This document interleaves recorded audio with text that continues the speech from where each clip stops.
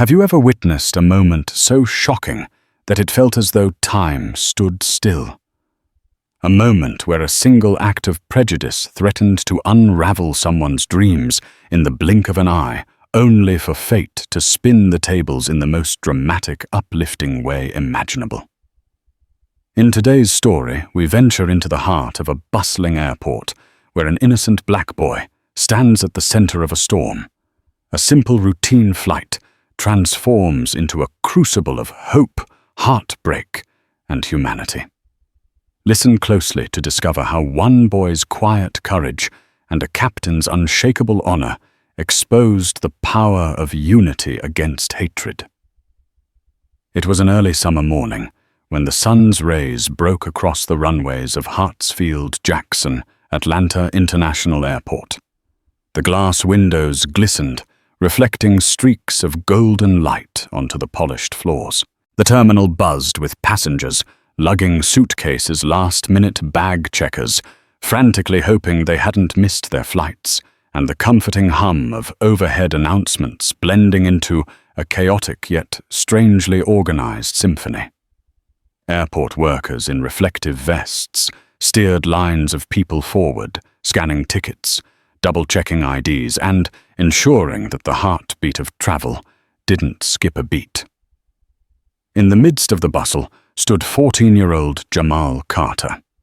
He wore a neatly pressed pair of khaki pants and a navy polo shirt with a small embroidered crest at the chest.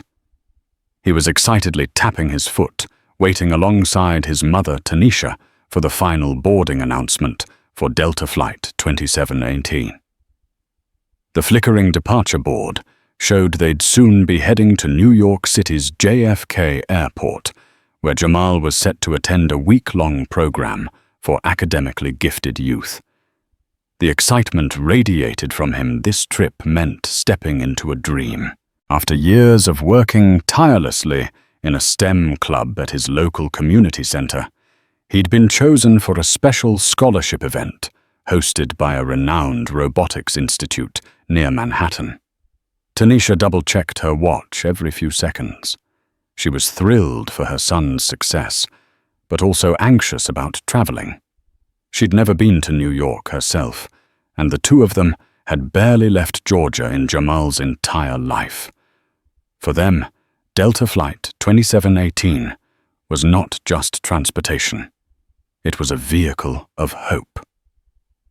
"I'll be right here," Tanisha said, gently resting a supportive hand on his shoulder as she urged Jamal to use the bathroom one last time before boarding. "Don't take too long. We should be boarding soon." Jamal nodded, adjusting the lanyard around his neck that held his identification for the scholarship program. Even though he was almost in high school, there was a sweet innocence about him. He walked off confidently, determined to do everything right, to live up to his big opportunity. Tanisha had already lined up at Gate A21 among a few dozen other passengers. Some were business travelers, checking phones and frantically scanning work emails. Others were families with restless toddlers tugging at seatbelts in strollers. A loud hiss from the terminal speakers announced the final call for those seeking to board. Standing behind the gate desk was Felicia Dubois, a Delta Gate agent with a crisp uniform. Her face was somewhat stern, indicating she'd probably had a long shift already, or perhaps was simply not in the best of moods. She was checking boarding passes methodically, scanning them, returning IDs with barely a word of acknowledgement. Tanisha was next in line when a flustered passenger ahead of her tried to explain an urgent need to sit closer to the front due to a connecting flight. Felicia gave an exasperated sigh, her eyes flicking at the rest of the queue. She informed the passenger that no seat changes were possible at this late stage. Her words were firm, unyielding. The passenger left with a defeated shrug. Tanisha managed a small, polite smile when handing over her own boarding pass. She felt a spark of relief when Felicia's expression softened ever so slightly. "Here you go," the agent said, in a clipped tone, scanning the pass and returning it along with an ID. "Please proceed. They should start final boarding in 5 minutes," Tanisha nodded, stepping aside to wait for Jamal. Meanwhile, Felicia resumed scanning others' passes, checking IDs, rarely lifting her eyes from the screen. Just as the last few passengers were stepping onto the jet bridge, Jamal came jogging back, slightly out of breath. "Mum." "I'm here," he called quietly, not wanting to draw too much attention. Tanisha smiled and waved him forward. She handed him his boarding pass. "Go on, baby, right behind me." Tanisha offered an encouraging nod as she approached Felicia's station again. She gave a small wave to let Felicia know they were boarding as a pair. Felicia scanned Tanisha's pass once more, then looked up at Jamal, who stood behind his mother in the slim corridor roped off for boarding. One glance at his ID, then at him, and something in Felicia's countenance changed. Her lips tightened, and a strange, rigid wariness crept over her. "ID," she demanded, ignoring the fact she was already holding it. Jamal, slightly confused, held up the lanyard with his scholarship badge, as that was what had been used at check-in. "Ma'am, it's here," he said politely. "They told me it was okay to use this because I'm traveling as a minor with my mom." Felicia's eyes flickered to Tanisha, then back to Jamal. "I need something official, like a government-issued ID or a passport," she responded, her voice tight. "He's only 14, Tanisha interjected gently yet with a protective tone. "He's been cleared at the check-in counter. Here's the paperwork they gave us." Tanisha handed over a set of documents that included a birth certificate copy and the scholarship program papers.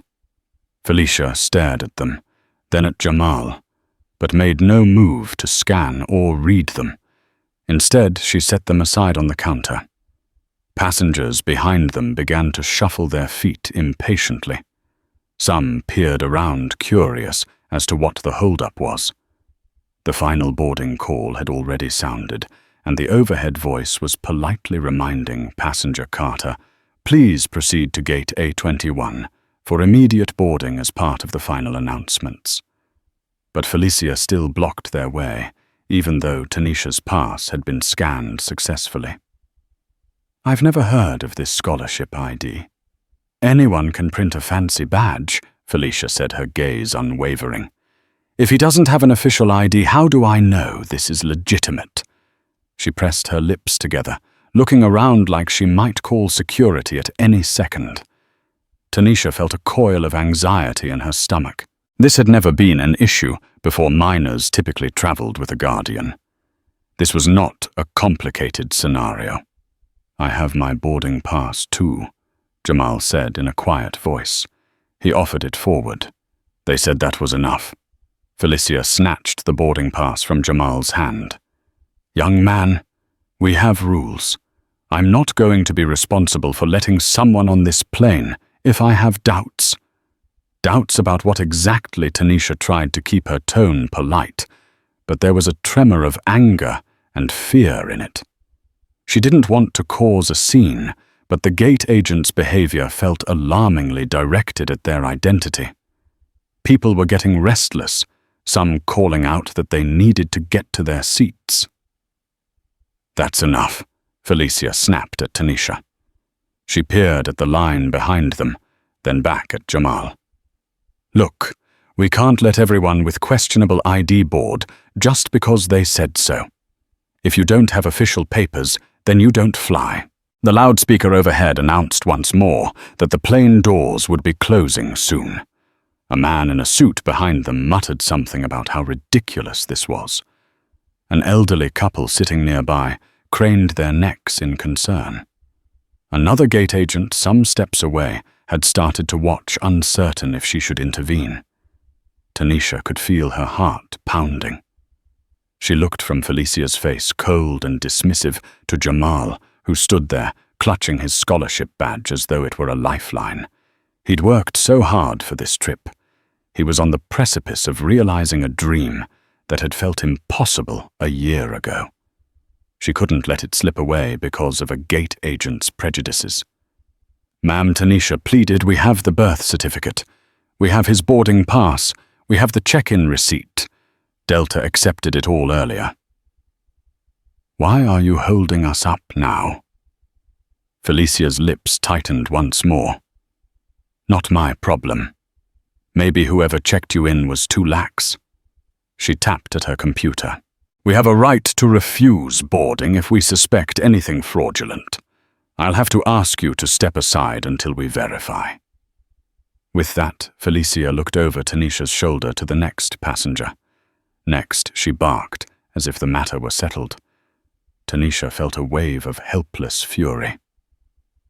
"But the flight is leaving," she began, voice trembling. "No seat for him," Felicia snapped, pointing a finger at Jamal. "That's final." Just then a tall, middle-aged white man with salt and pepper hair and a kind expression approached from the line. He wore a casual blazer and jeans and had a laptop bag slung over his shoulder. He had been observing the scene for the past few minutes. "Excuse me," he addressed Felicia in a calm but firm tone. "I couldn't help but notice you're refusing a child who apparently has all the correct documents. Could you clarify what's missing?" Felicia squared her shoulders.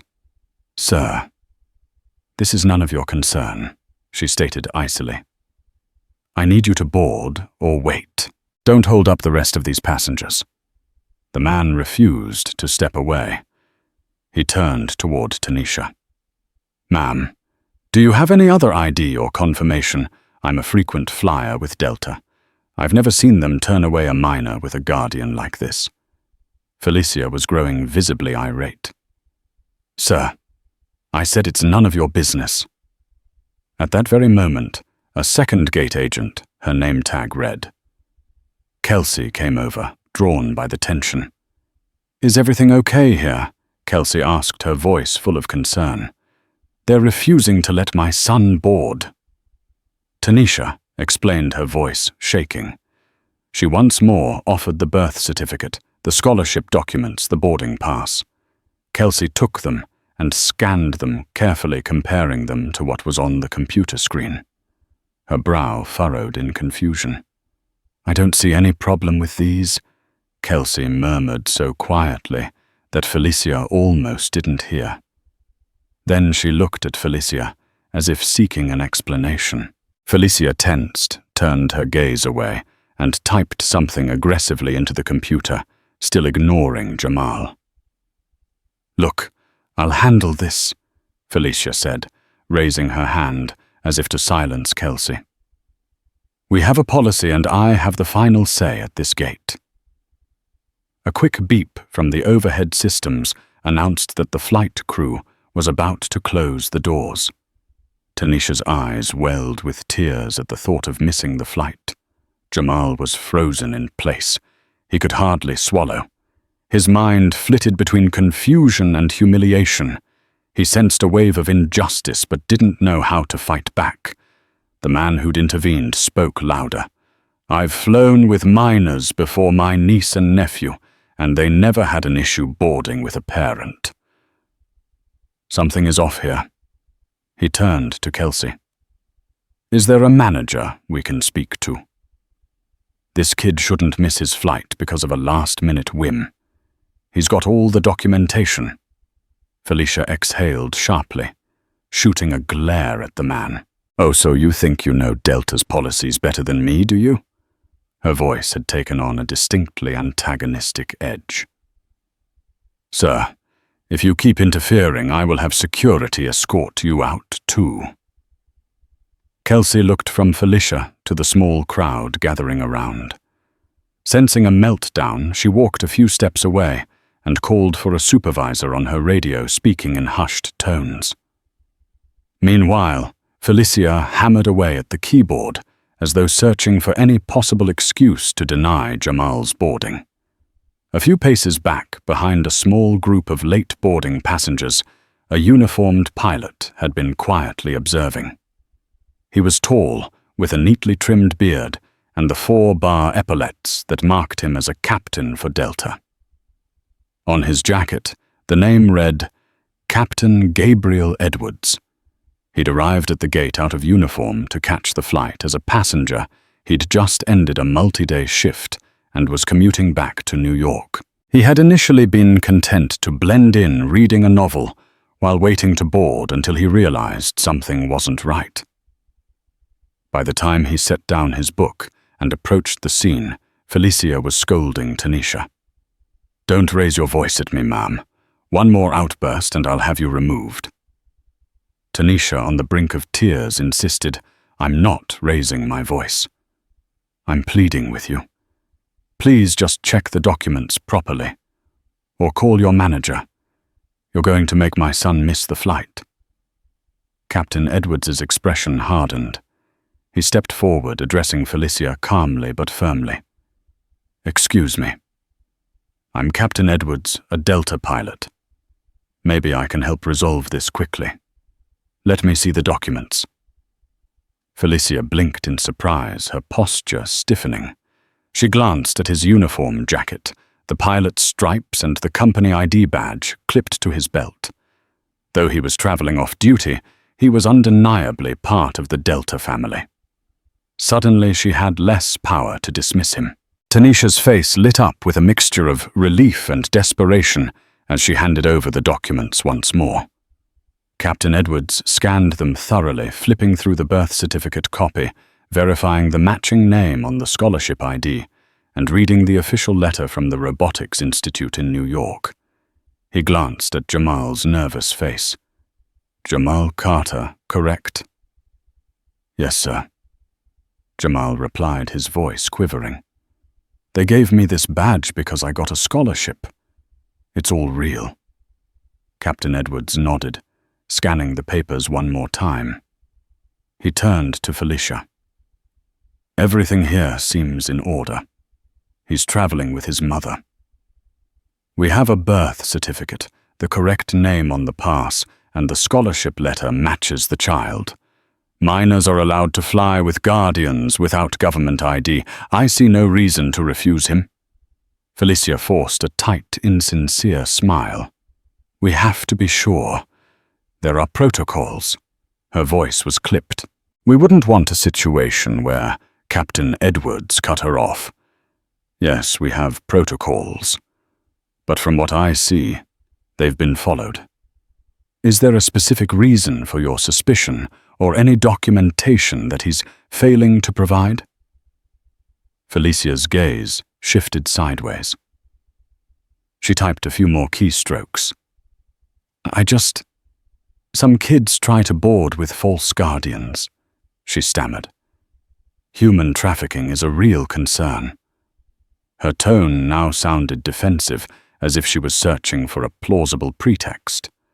While human trafficking checks are indeed part of gate security measures, the process typically involves discreet observation and a possible request for supporting documents, but not an outright refusal when everything lines up. Captain Edwards pressed a neutral expression, though the tension in his eyes suggested he suspected Felicia's motivations weren't purely professional caution.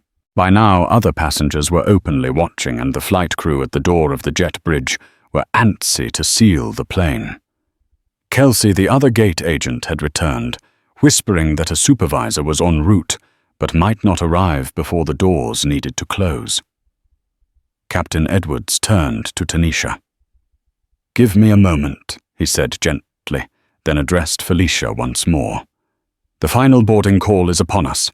Unless you have concrete grounds, I recommend letting them on." Felicia's nostrils flared.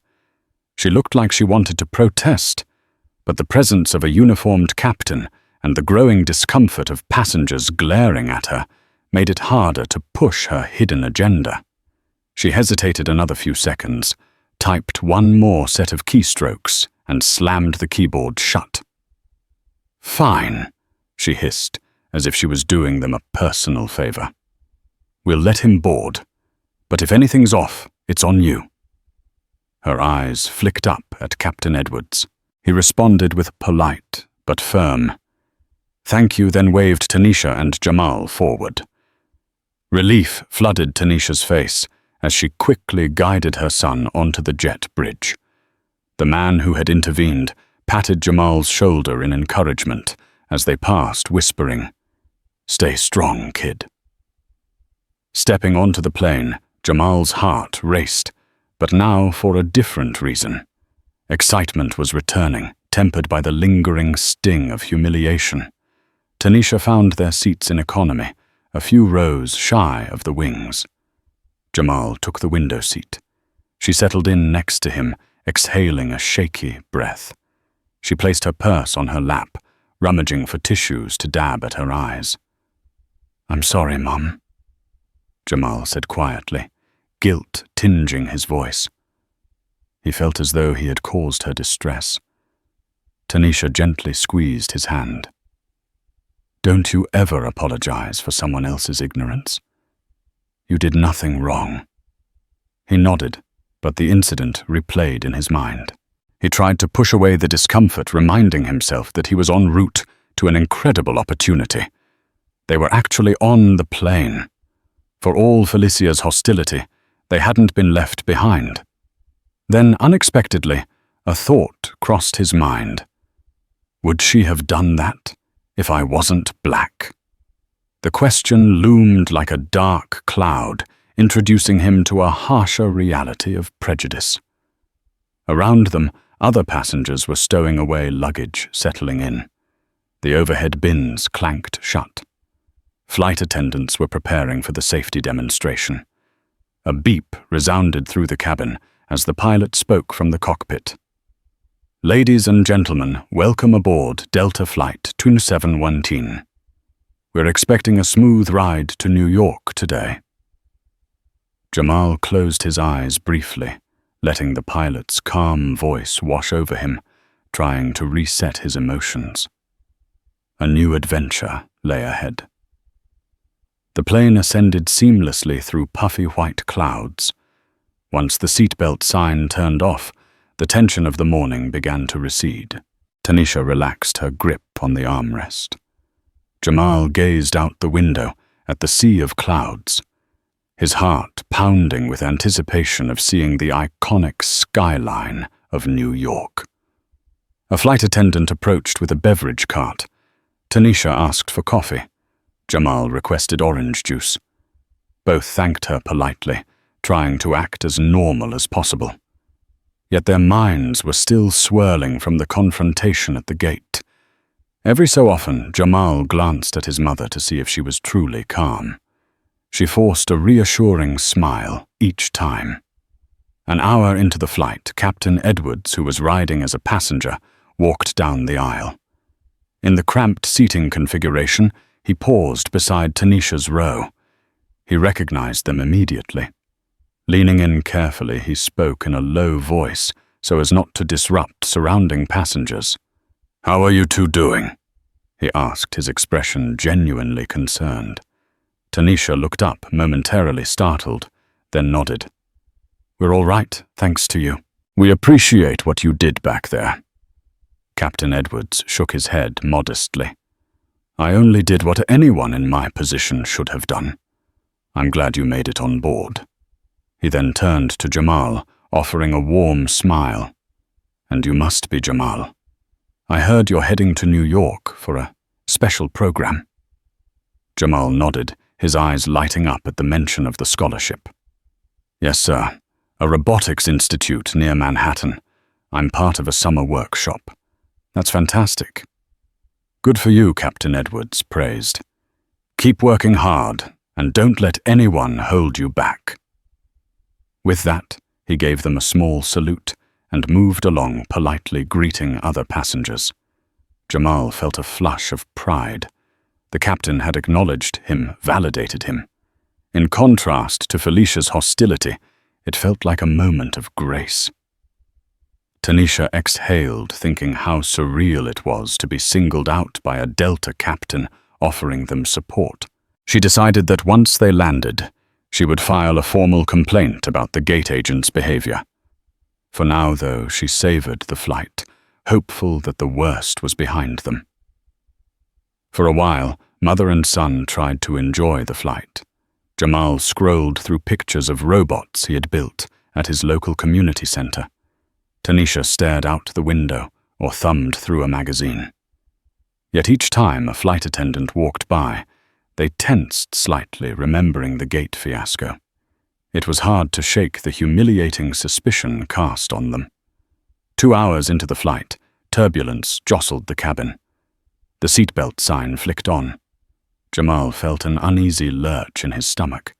He glanced at his mom, who made a calming gesture with her hand. "We're fine," she whispered. He nodded, though beads of sweat dotted his forehead. Outside, the sky had grown grey, thick clouds enveloping the aircraft, the mild turbulence continuing. The flight attendants had paused service, making sure everyone was securely fastened. The captain's voice piped in. "Folks, we've hit a rough patch of air. Please remain seated with your belts fastened until the sign is turned off." Jamal tried to keep calm, but the bounce of the plane, combined with the morning's emotional stress, tightened a knot of anxiety in his stomach. He repeated the captain's words to himself like a mantra.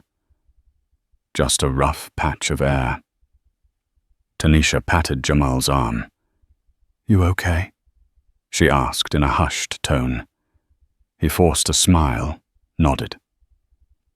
The plane shuddered again. He closed his eyes, recalling the excitement that had initially filled him about this trip. "Don't let fear overshadow this opportunity," he told himself. He pictured the robotics lab, the mentors he would meet, the chance to stand on a stage with other bright teens from across the country. A few rows ahead, the man in the blazer who had spoken up earlier sat reading emails on his phone. He caught Jamal's gaze and gave a silent thumbs up. Jamal returned a small wave, feeling a sense of camaraderie. Strangers had come to his defense. That was something. After battling an extended bout of turbulence, the flight finally began its descent into John F. Kennedy International Airport. The sea of lights twinkled below an endless sprawl that seemed far bigger than anything Jamal had ever witnessed. Despite his earlier anxiety, excitement blossomed as he peered out the window. When the tires finally screeched onto the runway, Tanisha gripped the armrest, letting out a breath she didn't realize she'd been holding. Jamal's ears popped, and he tried to yawn to equalize the pressure. A rush of relief filled them both. They had made it. They were in New York City. A dream was becoming real. Yet as the plane taxied to the gate, an announcement crackled over the intercom. "Ladies and gentlemen, we'd like everyone to remain seated until we reach the gate. Please keep your seat belts fastened until the seatbelt sign is turned off." Typically standard procedure. But then the flight attendants exchanged odd glances, and one hurriedly whispered something into a phone near the galley. Jamal caught a snippet. Yes, row 22. That was their row. A chill tickled his spine. Was it about them? The plane finished taxiing. Everyone waited for the seatbelt sign to ding off. As soon as it did, a flight attendant in a crisp uniform stepped forward and addressed Tanisha.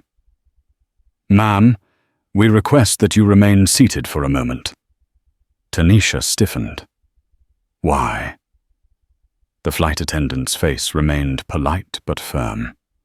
The gate agent from Atlanta indicated there was a documentation issue.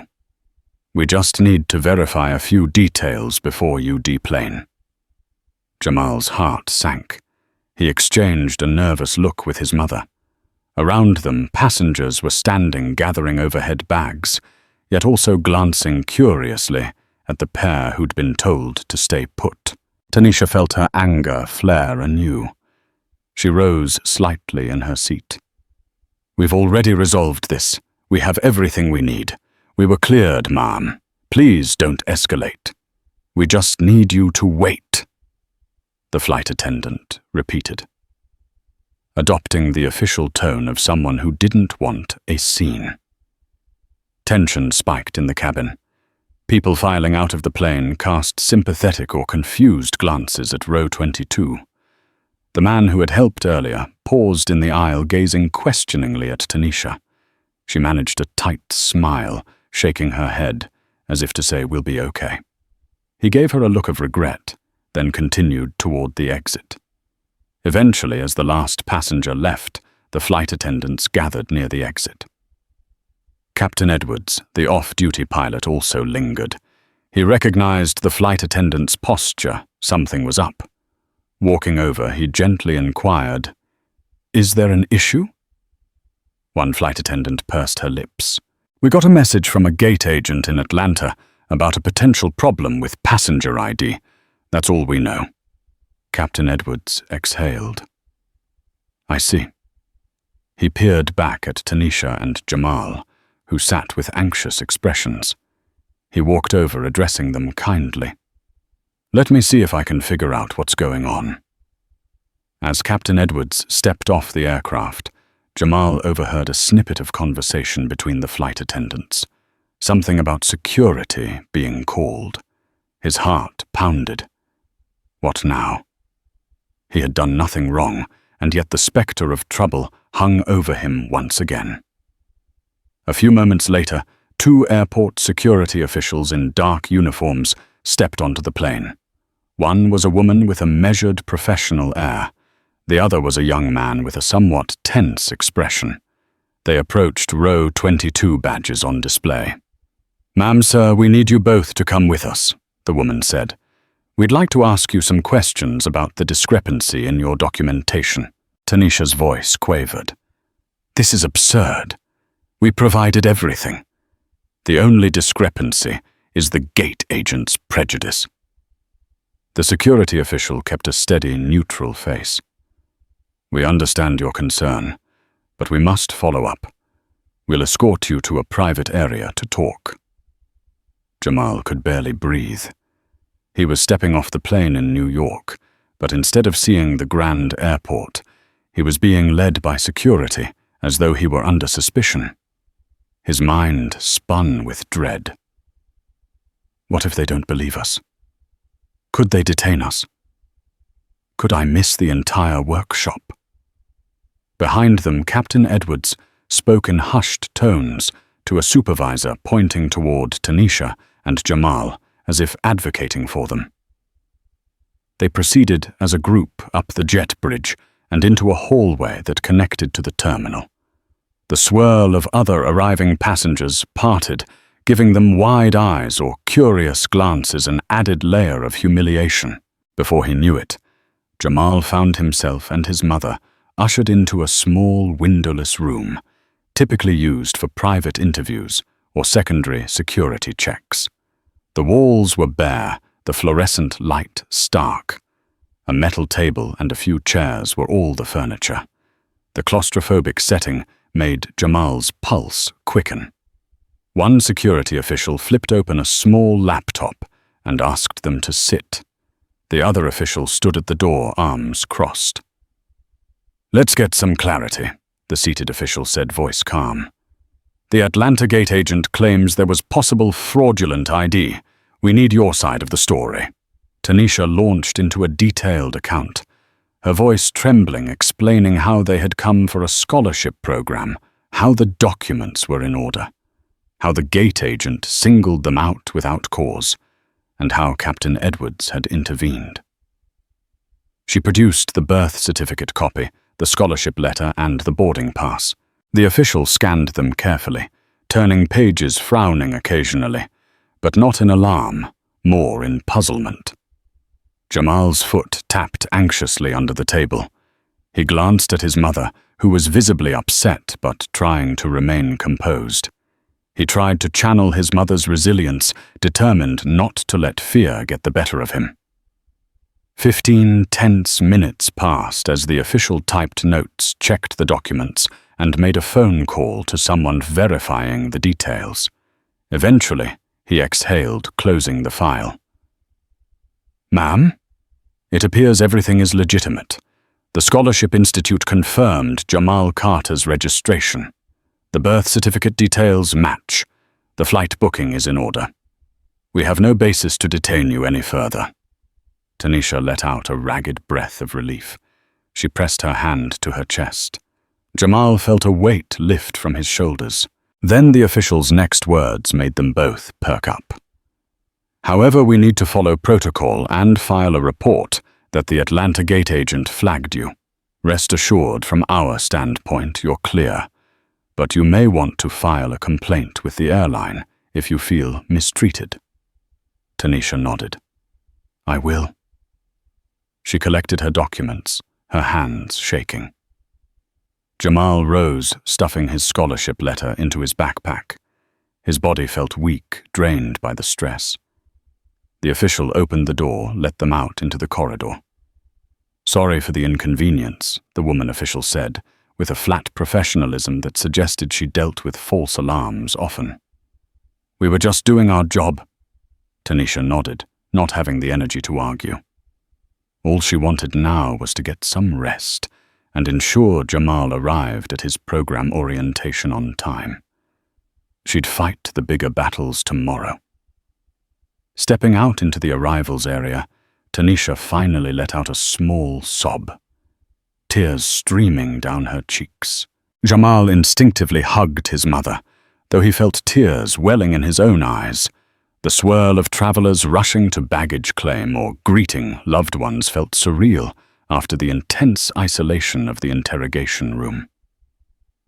Captain Edwards stood off to the side, waiting. He approached gently. "I'm sorry you had to go through that," he said, compassion shining in his eyes. "I tried to talk to the supervisor, but the gate agent in Atlanta was insistent that your documentation was suspect. They had to follow through with a check." Jamal tried to speak, but his throat felt tight. Tanisha nodded, wiping her tears. "Thank you for all you did."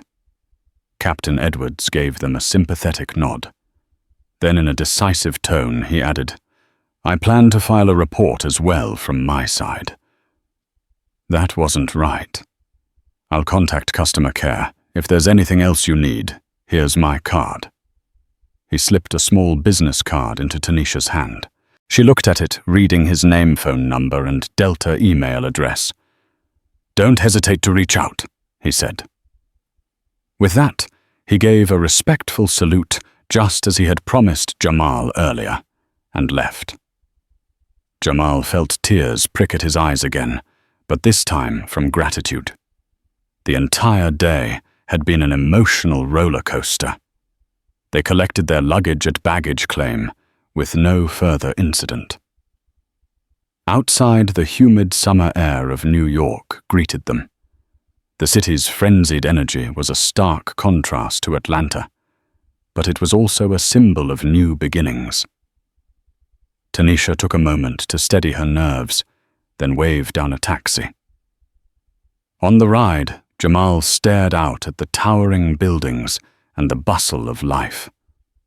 Despite the day's ugly confrontation, excitement kindled in him again. Soon they were crossing the Queensboro Bridge, glimpsing the Manhattan skyline in all its shimmering glory. His heart fluttered. This was the city of his dreams. He'd read about it, seen it on TV, and now he was here in the flesh. Tanisha, though exhausted, felt pride swelling in her. "We made it," she thought. "My baby is going to shine at that institute." She resolved to ensure that gate agent's wrongdoing wouldn't cloud his experience. Still, anger simmered beneath her relief. She was determined to seek accountability for such blatant discrimination. 2 days later, Jamal began orientation at the prestigious Martin Robotics Institute, a place known for shaping bright young minds into tomorrow's tech innovators. Housed in a modern building with glass walls and cutting-edge facilities, it offered a glimpse into the future. Researchers in white lab coats roamed the hallways, and young students like Jamal walked around wide-eyed, soaking up every detail. His first workshop session was a revelation. surrounded by kids from every background. Some from fancy private schools, others who'd tinkered with robots in their garages. Jamal felt both intimidated and inspired. The instructors led them through advanced coding exercises, introduced them to high-precision tools, and taught them the basics of AI software. In breaks, Jamal made new friends: Raj from California, Zoe from Chicago, and Mariam from London. They bonded over their shared fascination with robotics and the dreams they nurtured for the future. Jamal's warm smile and genuine curiosity quickly endeared him to his peers. However, in the back of his mind, the memory of the airport fiasco lingered. He felt a subtle heaviness, an awareness that not everyone was open-minded or kind, but he resolved not to let that overshadow the once-in-a-lifetime chance he had. He poured his heart into the workshops, staying late to tinker on the Institute's 3D printers, reading about advanced circuit boards that could elevate his robot designs. While Jamal immersed himself in the robotics program, Tanisha busied herself with administrative tasks in the city. She'd taken time off work to accompany him, renting a small Airbnb in Queens for the week. Each day she navigated subways with newfound confidence, exploring the city's wonders, Times Square, Central Park, and the Museum of Modern Art. But her primary mission, aside from supporting Jamal, was to lodge a formal complaint against gate agent Felicia Dubois. She spent hours on the phone with Delta's customer service, penned a lengthy email recounting the entire ordeal, and attached statements from the Scholarship Institute verifying Jamal's identity. She also mentioned Captain Edwards as a witness. The initial responses were polite, but non-committal. "We're looking into the matter," they said. Undeterred, Tanisha pressed on, determined to ensure no other child would face such humiliation in the future. On the third day of Jamal's workshop, Tanisha received a phone call from a Delta representative named Alicia Morgan, who identified herself as part of the customer experience team. Alicia's voice held a warm but careful tone. "We've reviewed your complaint, Ms. Carter," Alicia began. "First, on behalf of Delta, let me say we sincerely apologize for the ordeal you faced. Captain Edwards has also filed a detailed report supporting your account. We recognize there may have been wrongdoing at the gate in Atlanta." Tanisha's heart pounded. She sat on the edge of the Airbnb sofa phone, pressed to her ear. "I appreciate you saying that," she replied. "But I want this to be more than just words. My son went through a traumatic experience. We nearly missed our flight. Then we were subjected to interrogation at JFK. It was humiliating." Alicia sighed gently. "I understand, and I'm sorry. We take this matter very seriously. The employee you mentioned, Miss Dubois, has been placed on administrative leave, pending further investigation. We will be conducting interviews, reviewing gate footage, and analyzing her conduct history. We want you to know that if we find evidence of bias or misconduct, appropriate actions will be taken." Tanisha felt a wave of relief, but also a pang of guilt. She never intended to cost someone their job. She only wanted justice and for others to be treated fairly. "Thank you," she said softly. "I appreciate that the company is acknowledging the issue. It's not just about me or my son. It's about making sure this doesn't happen again." Alicia concurred. "Absolutely. We're also offering you and Jamal a gesture of goodwill, a voucher for future travel, plus an invitation to share your experience directly with a senior manager if you choose. You have every right to be heard." Tanisha nodded, tears of mixed emotions slipping down her cheek. "All right. Thank you. I'll think about next steps." Word began spreading about the incident. partly because Tanisha shared her experience on social media. Friends and family from Atlanta rallied in support, outraged by the discrimination. A local blogger picked up the story, praising Tanisha's courage and calling for accountability. The blog post went semi-viral, igniting discussions about systemic racism in customer service roles, particularly in air travel. While Tanisha hadn't intended to become an activist overnight, she found herself at the center of a conversation. Some folks reached out with stories of similar experiences. Others offered well wishes. A handful criticized her, claiming she was making a big deal out of nothing. But the supportive messages vastly outweighed the negative ones.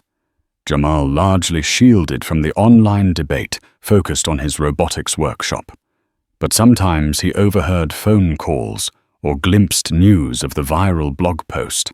Conflicted feelings swirled within him.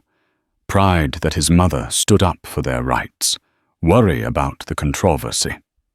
Meanwhile, in Atlanta, Felicia Dubois was called in by Delta's HR department.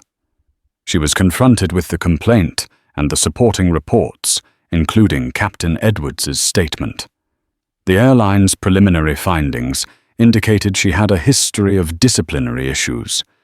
There had been prior complaints about rude conduct and potential bias, though none as severe as the alleged racism toward Jamal.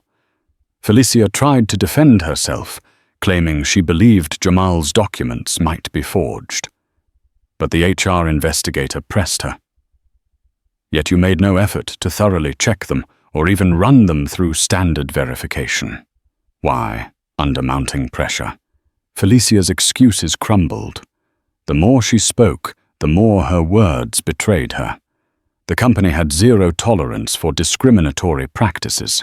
A final internal hearing concluded that Felicia's behavior was not in line with Delta's standards of customer service. She was terminated from her position. It was a swift, hard fall. Felicia left the building with a box of personal belongings, seething with anger. Her entire career in aviation tarnished. She blamed Tanisha and Jamal, not once considering that her own actions had sown the seeds of her downfall. Back in New York, Jamal was in the final days of his summer workshop. On the last afternoon, the participants showcased their projects. Jamal had designed a small wheeled robot that used sensors to map its surroundings, an ingenious device that could navigate a simple maze. It wasn't the flashiest robot on display, but the instructors praised his creative coding solutions. When it was his turn to present, Jamal swallowed his nerves and explained how he integrated off-the-shelf sensors and open-source software to create an affordable robotics solution for schools with tight budgets. He received warm applause from the audience, which included proud parents, instructors, and a few industry professionals. Tanisha cheered, the loudest tears glimmering in her eyes. "That's my boy," she thought, heart swelling. After the showcase, the institute director congratulated Jamal, mentioning he had a bright future in technology. Jamal's cheeks hurt from smiling so much. Then, as the event concluded, a surprise figure emerged in the auditorium. Captain Gabriel Edwards in his pilot uniform. He strode up, and Jamal's mouth fell open in surprise. "Captain Edwards," Jamal exclaimed. How? Captain Edwards grinned. "Delta assigned me a flight to LaGuardia today. I had a bit of free time, so I decided to pay a visit. I reached out to the Institute, and they kindly told me about the showcase."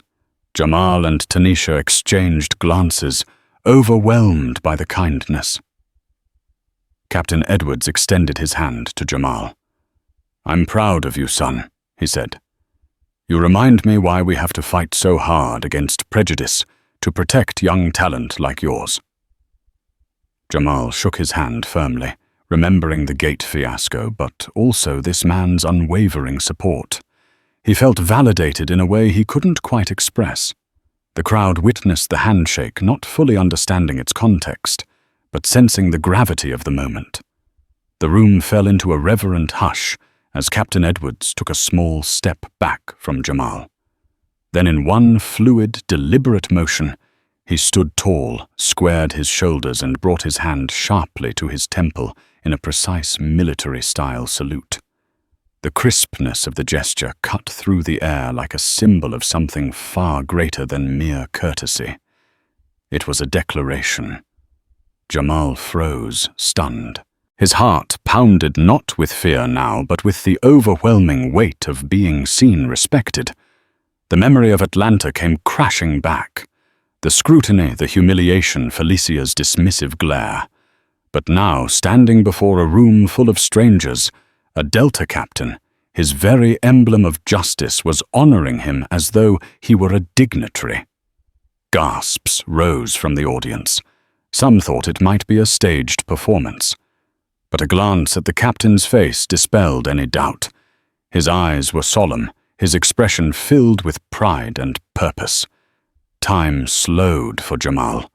In that moment, the boy who had once clutched his scholarship badge like a shield now stood taller, bolstered by recognition that went beyond words.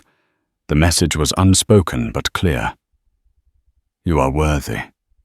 You are brilliant. You belong.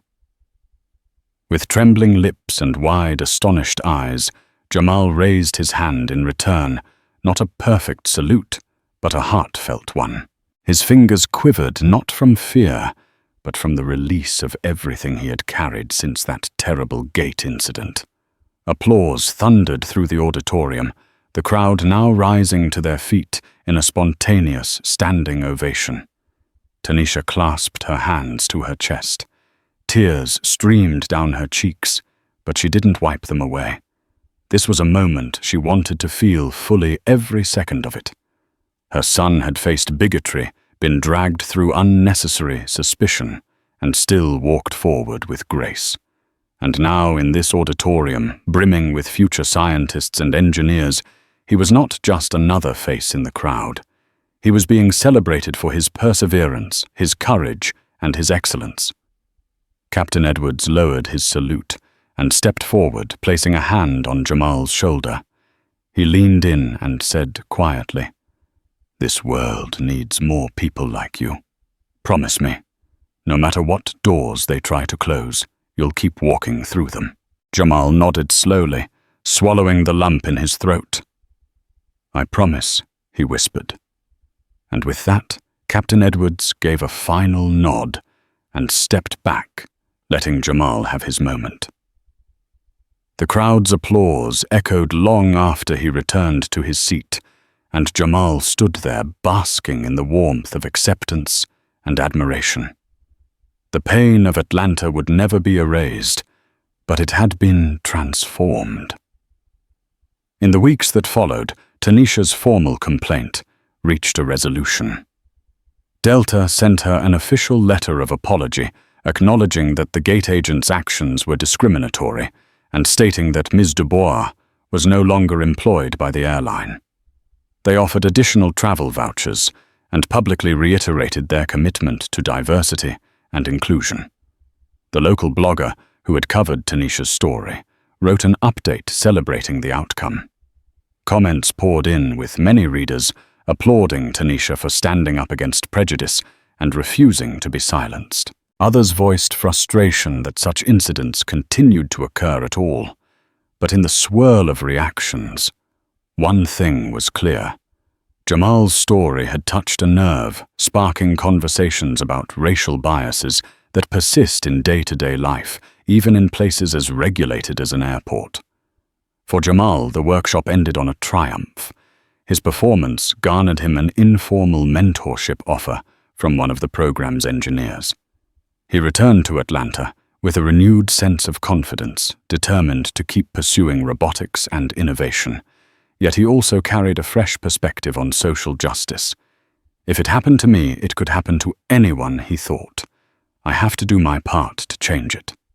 Life moved forward, but the memory of the gate agent's cruelty was tempered by the unwavering kindness of Captain Edwards. That one salute symbolized not just Jamal's worth, but the power of standing up for each other in the face of injustice. Whenever doubt crept into Jamal's mind, he remembered the bright lights of that auditorium and the gentle words of the captain who saw him, truly saw him, and chose respect over indifference. Thank you for joining us on this emotional journey of perseverance, courage, and hope. Jamal's story reminds us that ignorance and prejudice can strike anywhere. Yet genuine allies can also emerge in our darkest moments. From the humiliation at the Atlanta Gate to the triumphant salute in the Robotics Institute, each twist in this tale reveals how humanity's best qualities, empathy, dignity, and compassion prevail over bigotry. If this story moved you, please take a moment to like this video and share it with friends who might need an uplifting reminder that goodness can outshine hate. And if you want to see more stories about resilience and the power of standing up for what's right, remember to subscribe to this channel. Your support helps us continue sharing narratives that spark dialogue, champion justice, and inspire everyday heroes. Until next time, stay strong and stay hopeful.